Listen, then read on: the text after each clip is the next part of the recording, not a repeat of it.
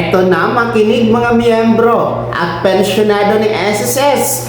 Pag-uusapan natin ang iba't ibang SSS loan benefits na maaari niyo pong ma-avail at makuha sa SSS ngayong 2026. Mababang interest at protektadong loan, yan ang ating pong pag-uusapan mamaya-maya. Hello mga ka-vlogs! Welcome dito sa aking YouTube channel. Magandang araw po sa lahat ng mga manonood. Saan po kayong dako sa mundo? Kumusta kayo mga ka-vlogs? Eto ha, pag-uusapan po natin ang mga iba't ibang SSS loan benefits ngayong 2026 kung saan mababang interest at protektado po ang ating loan mga ka-vlogs. Well, una po, ang tinatawag natin na SSS Salary Loan.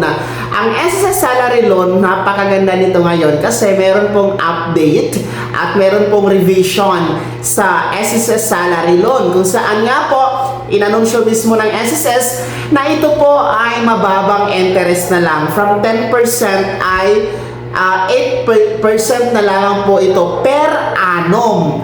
At ito po ay maa-avail kapag hindi kayo nag-avail ng condonation loan program. Ibig sabihin, wala kayong past due. So you can avail the 8% per annum interest mga miyembro ng SSS na mag-a-avail po ng salary loan.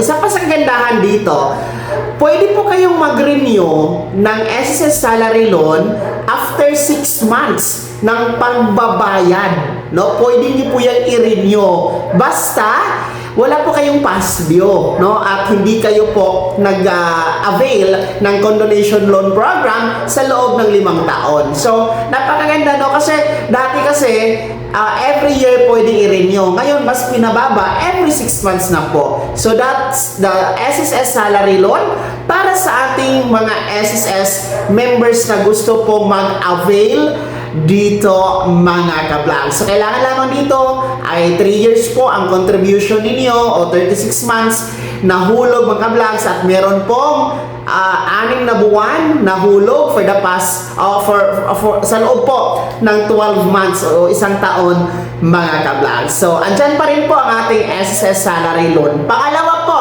ang atin pong SSS Pension Loan Program mga ka-vlogs. Well, ang kagandahan dito kasi expanded na po ang SSS Pension Loan Program. Dati kasi, tanging mga retiree pensioners lamang ang maaari pong mag-avail ng SSS Pension Loan. Pero, no, bago po nagtapos ang 2025, inulunsad po ang Pension Loan Program para sa ating mga survivor pensioners. Well, unahin natin ang ating mga retiree pensioners. Ang kagandahan sa inyo kasi tinaasan ang maaari nyo pong hiramin up to 300,000 pesos.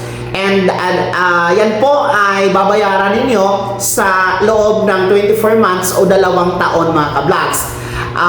Depende po ha sa inyong monthly pension, yung inyong makukuhang pension loan mga retiree, basta ang maximum 300,000 pesos. Ang atin naman po mga nasa survivor pensioners, up to 150,000 pesos ang maaari nyo pong mahiram kay SSS at babayaran po yan sa loob ng 1 taon o 12 months mga ka-vlogs. And depende na din po kung magkano ang monthly pension, basta ang maximum is 150,000 pesos mga ka-vlogs ang maaari pong mahiram ng ating mga survivor pensioners. Ang ating naman pong pension loan ng SSS ay nasa 10% interest per year or per annum, no, based sa principal amount, no, diminishing principal amount mga vlogs. Walang collateral, hindi kukunin ang ATM card, no, at ang bayad niyan kukunin po ng SSS sa inyong monthly pension. Yung kalahati po i-deduct, ang kalahati ibibigay sa inyo kahit paano meron pa rin pa kayong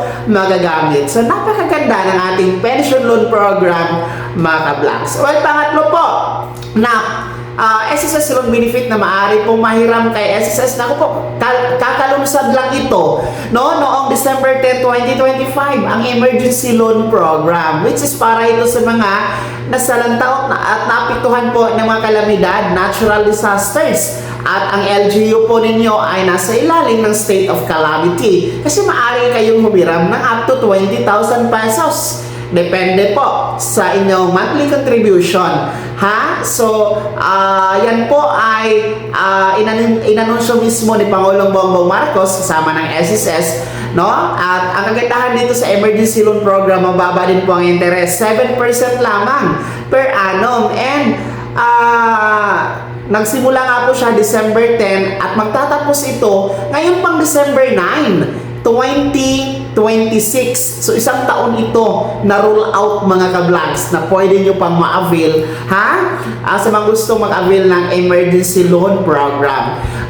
Andyan din po ang ating pong calamity loan program na nanatili po yan. Of course, kung nasa state of calamity din po, no, ang inyong lugar. Andyan din po ang ating educational loan benefit para sa mga miyembro na merong pinapaaral sa kolehiyo, no?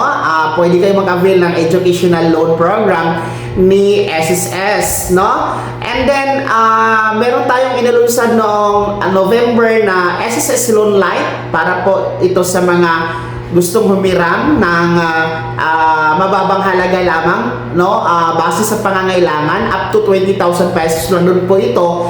Actually, this is a short-term loan program. So, micro-loan program. Kasi, babayaran po natin ito from 15 days to 90 days lamang. So, SSS Loan Light, nilunsad po ito last November 2025. And ngayong taon na ito ay ipapatupad dito mga ka-vlogs. Antayin lamang po natin ang IRR, no? Kung ano po ang policy, ano po ang ganap dito sa SSS Loan Light na ito, mga ka-vlogs. Kaya tabayanan niyo po yan. So, yan po ang mga SSS loan benefits. Actually, may mga nadagdag, no? At ang kagandahan is pinababa po ang interest. Protektado ang inyong loan. Hindi kayo gigipitin, hindi kayo haharasin gaya ng mga loan shark loan na nasa labas, no? Na ang tatas ng interest, hinaharas pa kayo, ginigipit pa kayo. Dito na po tayo sa SSS Loan Program. Kasi bukod sa makakatulong tayo sa pananalapi ni SSS, protektado din po tayo mga ka-vlogs. Paalala po, ang SSS Loan Benefit, utang po ito na dapat bayaran. Kaya isiping mabuti kung kailangan nyo talaga, kung nasa emergency kayo, pwede nyo pong i-avail. Pero kung wala naman, wag na. Para wala pong sakit sa ulo at wala kayong babayaran mga ka-vlogs. Kaya naman, mga miyembro at pensyonado ng SSS, alin ba sa mga SSS loan benefit na nabanggit ko ang na-avail nyo na? At alin doon ang hindi nyo nagustuhan na mga loan benefit? At paano nakatulong po ang SSS loan benefits sa inyo? Lahat ng yan, ibahagi niyo po sa comment section na nasa baba. Pakilakip ng buong pangalan at kung taga saan kayo. Kung bago ka pa lang sa aking channel o di kaya di ka pa nakasubscribe, i-click niyo muna ating subscribe button na nasa baba. Huwag kalimutan na pindutin ang notification bell. Ilagay sa all para una ka sa mga balitang i-upload ko. Maraming salamat po mga ka-vlogs. God bless. Mag-ingat po ang lahat.